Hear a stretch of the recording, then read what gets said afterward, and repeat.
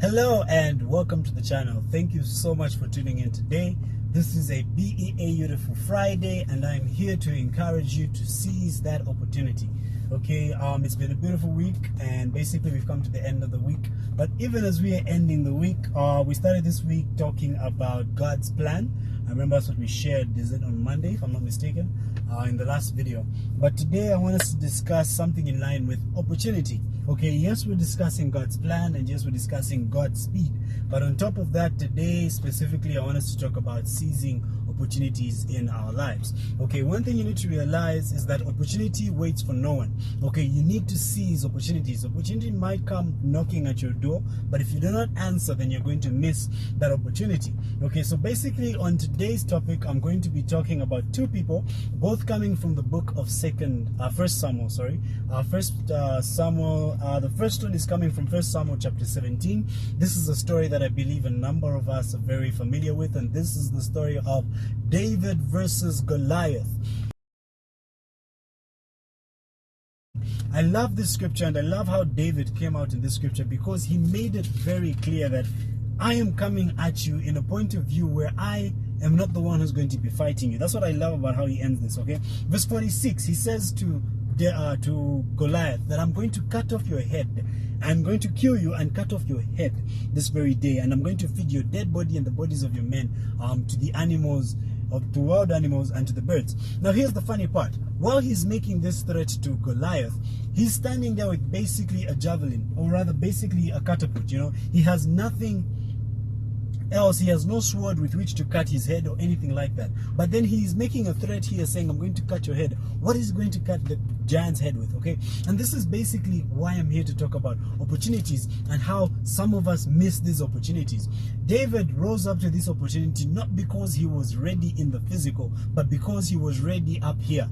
The reason why Goliath was standing there before them, and the reason why Saul and his men were not ready to go before them, is because they had already lost the battle in their minds. But here comes a young man, David, who was ready to take down this giant at every cost. He tried to put on the armors and everything. They were too big for him. The sword was too heavy, and so he said, you know what, I'm not going to use these things. I'm basically going to go in just the way that I am. I'm going to take my catapult and I'm going to go and fight against this giant because this is how I know how to fight. Before which, for those of you who heard the background story, he was able to fight a lion. He was able to fight off bears because he used to watch his father's pasture. So he was able to take care of the sheep because he was a shepherd. Yeah, he was a shepherd. So he would fight off a lion, he would fight off a bear, which would try and attack the animals. So he was prepared, but then he knew that the way I fight in battle is just the way I am. I don't fight these battles with all these swords and all this. So you guys can come at me with all this, but then for me, this is it. And usually that's how we miss opportunities, because we want to get the financing ready, we want to get the team in place, we want to get the location in place, but then opportunity does not wait for you to do all those things. Sometimes you just need to dive into certain opportunities head first, believing that God has got you. Remember, we are declaring God speed. So everything that we're going to be doing, we need to declare God's speed. We need to know that this battle, what I'm trying to achieve, is not for me, but it is for God. And that is exactly what David declared at the end here. And everyone assembled here will know that the Lord rescues his people, not with a sword, not with a spear. This is the Lord's battle. He will fight for us. Okay, he declares, I have nothing on me right now. There's nothing that I can offer. But God himself is going to fight this battle for us because he is the one who has brought me before you, and you are insulting him in those perspectives. And so that is exactly what you're going to be doing. Or rather, that is the point of view that you need to have when you're approaching opportunity. You don't need to have everything. It's good to plan. Habakkuk 2 tells us that we need to write down what the vision is. We need to put it down on paper so that someone can read through it and understand it better. But then sometimes in life you also need to understand that certain things you just need to be in a position where you yourself do not necessarily have to have it 100% solved, but you yourself are able to just have the right mindset. Sometimes all it takes is the right mindset and everything will begin to fall in place because you have the idea, and then you'll be able to bring the right people on board. And that is exactly what happened in the life of David. And this is also an example that we take from a wonderful book that I love, that I recently read, which is The Art of Warfare, The Art of War by Sun Tzu. So basically, he talks about different tactics that are used in war. But one of the favorite ones that came out me and that made me think about it and how you can apply it in different spheres is the art of war is basically the art of deception. Okay, so he talks about how in war you need to pretend to be weak when you are strong, so that your enemy looks at you in a point of view that this person is weak when in actual essence you are strong. And then again, you need to pretend to be strong when you are weak, because it gets into the mind of the enemy. Likewise, he talks about how you need to pretend to be far when you're actually near, and you need to pretend to be near when you're actually far, because that keeps your enemy confused and running about, and gives you a better point of view when it comes to fighting. And that's how you seize opportunities. Sometimes you don't need to have everything down on paper, done everything, but sometimes you just need to be in a position where you're able to present yourself with the right ideas, with the right thoughts, and people will be able to come on board, in as much as you don't have all the resource that is required. Because of the vision that you have, because of the idea, and because of how you come across, they will be able to come and actually come on board, and you'll be able to seize such an opportunity. Okay, so the second verse, we've talked about David. From there we know that of course he defeats the giants with the slingshots and everything.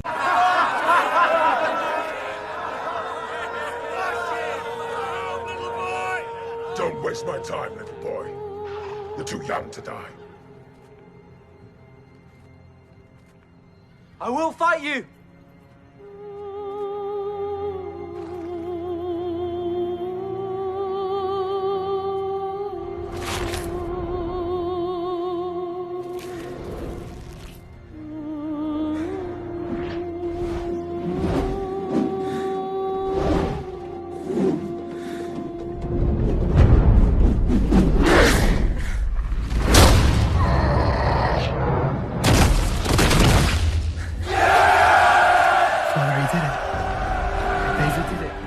Now here's the funny part.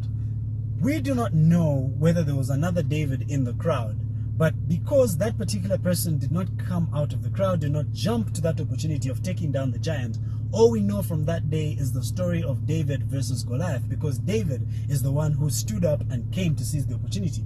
And likewise, this reminds me of one of my favorite quotes, which talks about your excuses give someone else an opportunity. At the point where you are going to come up with an excuse and say, no, I cannot do this because of such and such and such, someone else is working behind the scenes and they will jump at that very opportunity that you yourself are finding excuses. So that is why I'm encouraging you today to seize every opportunity. Yes, you may not have all the resources in place, but if you have the idea, you have the drive, and you have the plan laid out, begin to execute it, begin to take action, and then everything else will begin to fall into place. Which is why it is important to make sure that each and everything that we do is in line with God's purpose for our life. Because the moment what we do is in line with the purpose of God for our life, what you're going to find is God's speed in everything that you do. You're going to see God fighting your battle just like he fought this battle for the Israelites, because it was in line with what he had desired for their lives. Okay, so the second scripture is from Samuel chapter 14. Like once again, I'm not going to read this entire scripture, but I'm going to just read part of it. So Samuel chapter 14 and verse 6 says, this is what now Jonathan was telling his armor bearer. Okay, let's go across to the opposite to the outpost of the pagans. Jonathan said to his armor bearer, perhaps the Lord will help us, for nothing can hinder the Lord. He will win this battle, whether he has many warriors or a few. Okay, beautiful, beautiful. He will win this battle, whether he has many warriors or a few. Verse 7, do what you think is best, his armor bearer replied. I am with you completely in whatever you decide. All right then, Jonathan said to him, we will cross over and let them see us. If they say to us, stay where you are, or we are going to kill you, then we will stop and not go up to them. But if they say to us, come up and fight, then we will go up, and then the Lord, and this will be the sign from the Lord that he will help us to defeat our enemies. And so this is basically what these young men did. They were in the camp, ready to go and fight against the enemy. But at this particular point, the camp was chilled. It's like, we're not yet embarking, we're chilled right now. We'll probably attack first thing in the morning. But then Jonathan goes up to his armor bearer and says, let us go, the two of us, and let's go into the enemy outpost and begin to fight against them. So there are two things. He had the idea, or at that particular point, something within him told him, go. Then he decided, I'm not going to waste time trying to wake up everyone here and tell them, let's go. All I'll do is get my armor bearer because he's the one who carries my weapons and everything. So that's the one I need. So let's go, the two of us, and we're going to do this. And that is exactly what they did. And what we see when you read this beautiful story once again is two young men who go up and destroy a very, very huge group of Philistines. They were fighting a battle on a gradient. The Philistines were on top and they were basically climbing. But the moment the Philistines were coming down to meet them, Jonathan was taking them out one by one. While they were climbing, he was fighting. And that is exactly what I'm trying to tell you here, that it's not about having the right setup, it's not about waiting for the right opportunity, it's about you moving when that thing within you tells you to go for it. Don't wait to make logic, don't wait to get the army together, because he says whether the army is big or small, the Lord is going to win this battle because he's going to fight through us. And that is exactly what took place in that particular day. And that is my encouragement today. Whether you have a lot of resources or a few, you need to move. If you have an idea, if you have something that God has placed upon your heart, begin, my sister, begin, my brother, and you best believe that God is going to guide you through the rest. He's going to fight that battle for you, because I love how the scripture says that it's not by might nor by power, but it is by the Spirit of the living God that we are able to achieve and do certain things that we need to do.